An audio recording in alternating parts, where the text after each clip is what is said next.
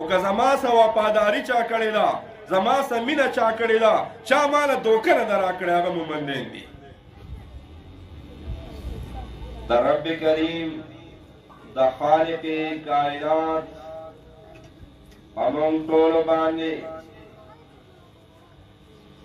دا عظیم الشان رحم دی دا لوی نعمت سره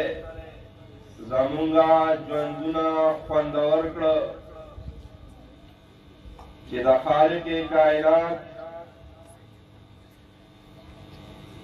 بلې ځمکه باندې موږ د ټولو نه په پاک ځای کې راغونډ شو او نسبت تعلق او تړون کنیکشن هم د رب کائنات عظیم الشان کلام د هغې ختمونه او ورسره د یو عظیم الشان ادارې د مدرسې د دارالعلوم د ماخذ د بنیاد ایښودل دا شرکت یې موږ ته نصیب کړو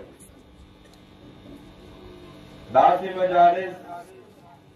او په هغې کې ناسته دا د ډېرو کمو خلکو نصیب کېږي او الله رب العزت چې داسې مجالسو ته څوک راولي نو هغه هم عام بندګان نه عام خلک نه هغه خلک دې مجلس ته راځي د هغوی په زړونو کې خبره اچوي کم خلک چې خوښ شي کم خلکو چې په نزد د الله باندې هغوی ته څه مقام او درنوالی حاصل وي الله رب العزت داسې مجلسونو ته هغه خلک راغواړي نو ستاسو د ټولو او موږ دپاره یو زیری دی خوشحالي ده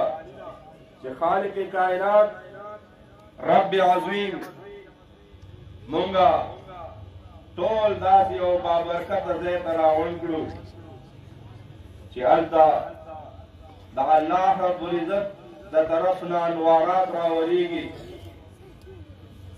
رحمتونه راوریږي د فرشتو نزول کیږي استقبال کیږي نو الله رب العزت دې مونږ ټولو ته د دې خوندور او بابرکت مجلس چې څومره ثوابونه دي د ناستو ژوندو او د تلونکو مړو پکې برابر حصه